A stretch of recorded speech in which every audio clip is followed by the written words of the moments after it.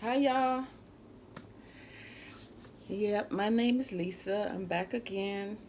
Today, I want to share my experience with my getting scammed as a Lyft rider, not a driver. I've been a driver before, I've never scammed anyone. I've been a rider before, and I've never gotten scammed until this particular day. However, I did not find out I got scammed. I had gotten scammed until maybe 3 days later, 2 or 3 days later, when my husband, he was seemed to be quite upset about a charge that he had gotten on his account, and that he didn't know where it came from.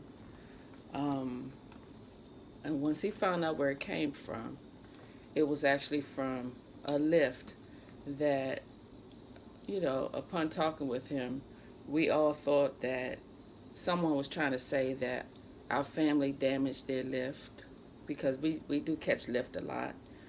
But I know myself and my husband and my children, and we treat everyone's property with the utmost respect when we get inside their vehicle. So I was just as puzzled as he was. So what we had to do was further investigate. Once he had reached out to Lyft, they reached back out to him, and they told him that it was a ride that I had caught. It wasn't a ride that the whole family had caught. So this kind of narrowed it down and put the blame right on me. And I'm like, what? This is crazy. Like, I don't damage anyone's car. It wound up coming down to a lady I had rode with, and her name, I don't want to say her name. I'm not going to put her on blast, even though she did me so dirty. But, however, I live in Maryland, and if anyone wants to reach out to me personally for her name, I will share her name with you if you live in Maryland, so that you will not catch this rider.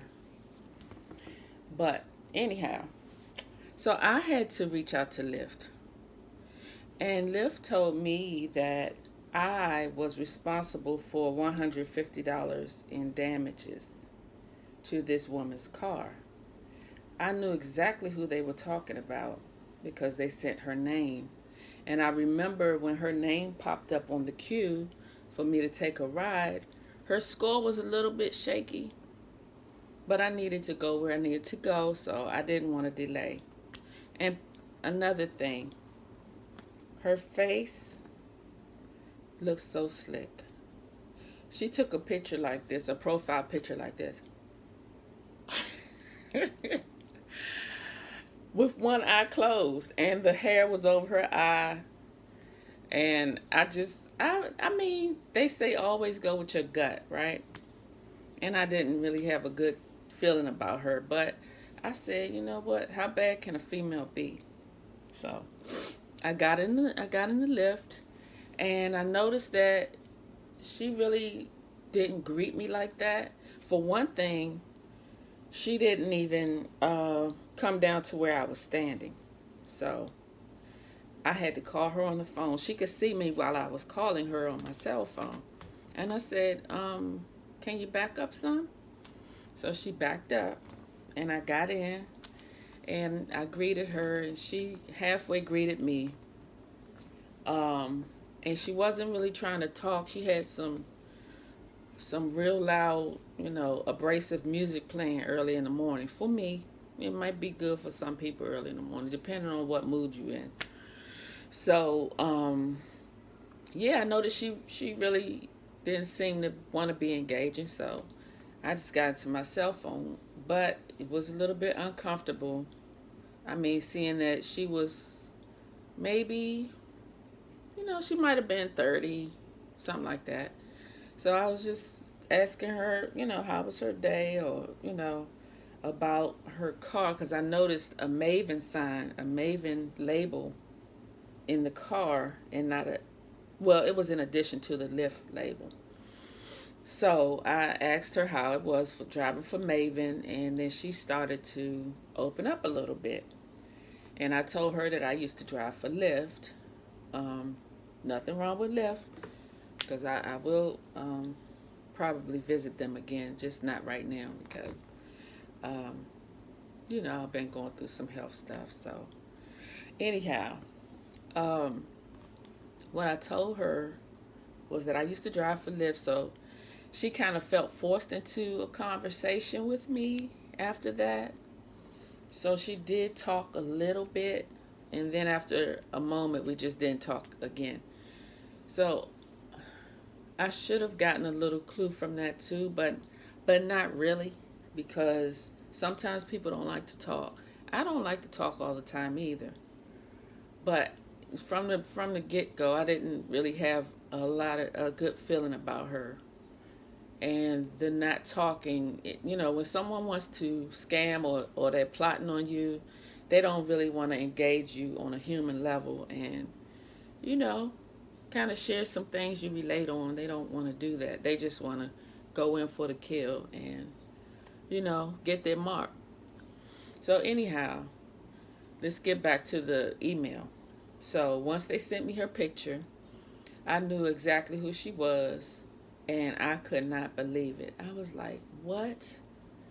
This girl tried to scam me? Really?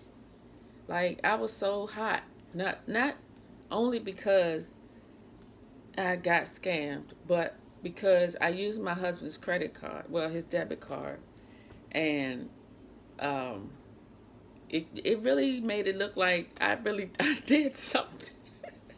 Even though he knows me bone to bone, but he knows I didn't do anything. And I'm like, well, I got to prove to these Lyft people that I didn't do anything. So here we go. I write really well, and I can craft a letter like nobody's business. So, obviously, she crafted something too. What she did, she sent them photos.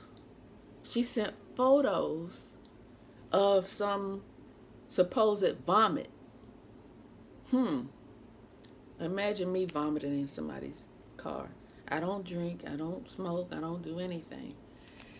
And I I was just, for one thing, it was just, I was blown.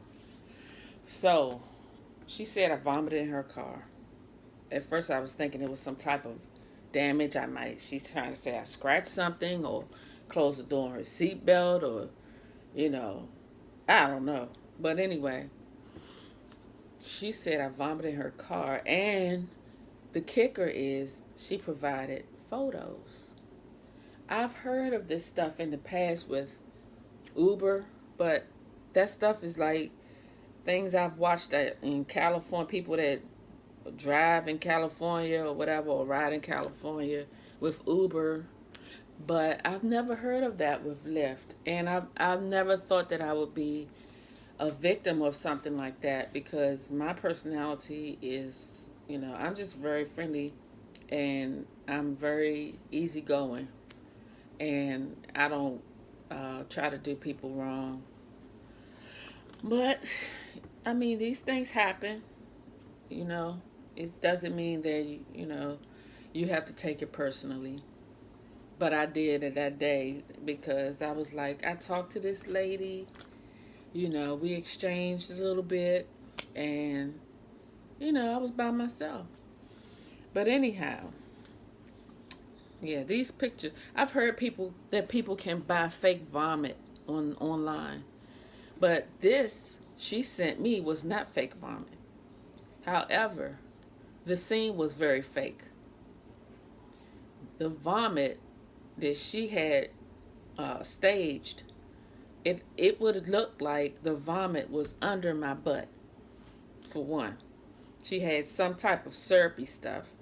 Now, I've heard that people can make this as well. They make vomit, something, out of something to look like vomit. Probably they can use oatmeal. It looked like she had some type of orange oatmeal and some type of syrupy stuff. So the syrupy and a little bit of flecks of the orange oatmeal was under my butt, supposedly. And then the rest was at my feet.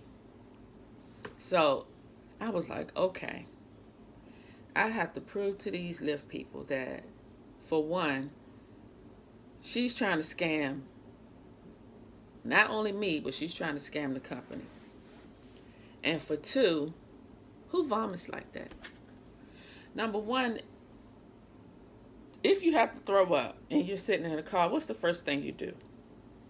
Run to the window. You try to roll down the window, and then your body's going to turn to project your vomit out of the window. Maybe unless you're, like I told the Lyft people in the email, I said, unless you're sick, I mean not sick, unless you're a drunk or a baby. Who vomits like that? Like, for her to place that vomit under my butt like that, I would have had to turn my entire butt around to her and actually throw up in the seat, which was crazy. And even if the window was up and I couldn't get it down, vomit would be on the window. Vomit would be near the window. Vomit splatters. She had all the vomit concentrated on the floor and under my butt. She took no pictures of the window, no pictures of the seat in front of me. She only concentrated her little area, her little box of vomit on the floor under my feet and under my butt, which was stupid. And she got herself caught up. As Lyft company soon realized that that was impossible. That just didn't make sense. Not for a grown woman. Okay, I'm going to read the Lyft emails to you a little bit later on in the video. The next thing I want to tell you about is she did that with the vomit. Oh, here's the thing. But I guess it's better for me to read the stuff to you first, and then I can tell you the next thing. So yeah. Okay, this is the email. They reached out to me and said that they've this woman specifically identified me as the requesting passenger for a ride during which the damage occurred. They have attached photos of the damage provided by my driver for my review. The driver also provided anecdotal evidence of the situation. Oh my goodness. Anecdotal evidence.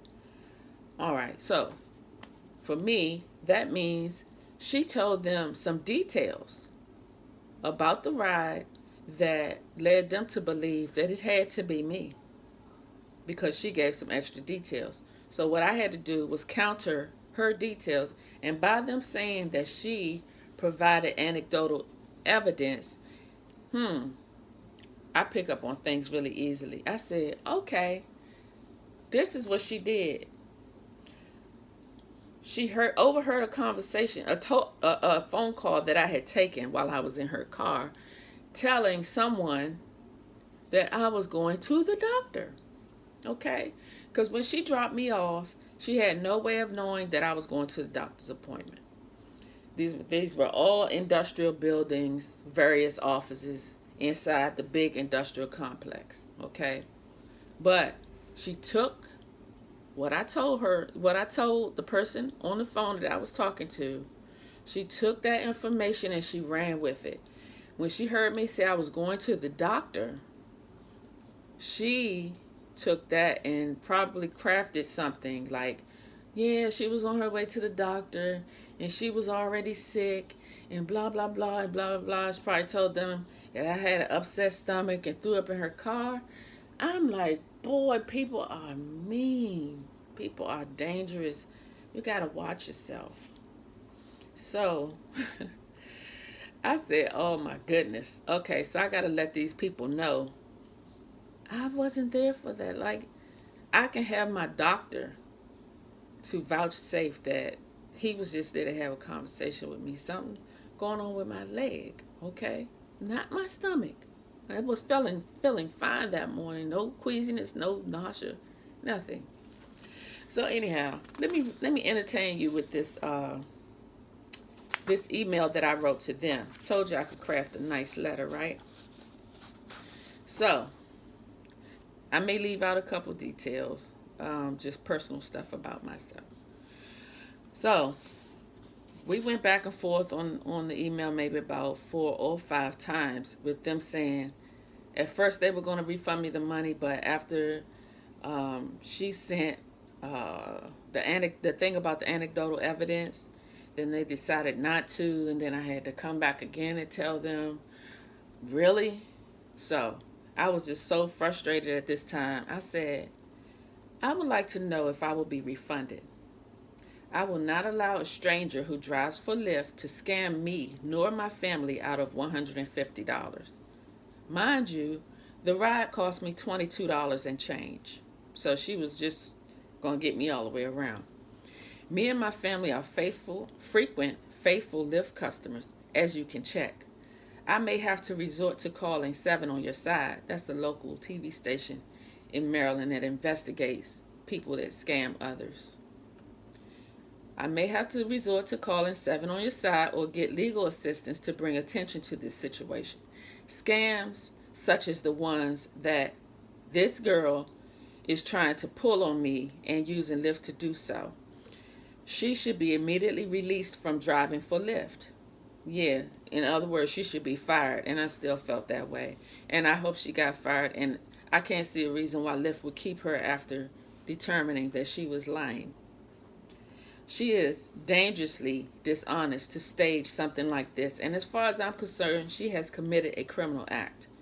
She obviously overheard my conversation with a client that I told her that I had told over the phone that I was going on my way to the doctor. She probably tried to use that bit of information against me. That morning, I was on my way to the doctor's office concerning my leg, and I will get that morning, it's a continuous thing. I would get my doctor to vouchsafe that I had no vomit on me or my clothes whatsoever, as would have been the case if I had vomited like what she was shown in those fake pictures. So if I did that violent vomiting, all that stuff she had on that floor, she probably put all that stuff on that floor and then went to go get a car washed afterwards and was like, I'm going to get some extra money on my check. Yeah, I know the type. And next time I will follow my gut. So I was only there for him to have a conversation with me and take my vitals at the doctor's office. After looking at those pictures, the vomit looks like it was projected towards me from where I was supposedly sitting in the pictures, which makes no sense because it was right under the heels of my feet. This girl was stupid. Even if a person was outside the car, the way the vomit is projected, why would a person throw up inside of a car instead of outside? Only a drunk person only a drunk person would do something like that, or a baby. No shade to the babies, but babies, they pretty helpless, and they have a right to do whatever they want to do, but I'm not a baby or a drunk. So thank you for listening. It was pretty long, but I wanted to be really detailed and hit this thing pretty hard because I don't want you to get scammed like I was. But guess what? The good guy won in the end. My letter was respected and taken into account. They refunded my husband's account back, his money back to his account. And all is well, all is well in the village. So I was very happy about that, and I felt like, yay, it was a success. This video is almost 20 minutes. I'm not going to let it go past 20 minutes, but thank you for watching. Like this video, subscribe if you like my other content or if you like this content. And I'll talk to you soon. Bye.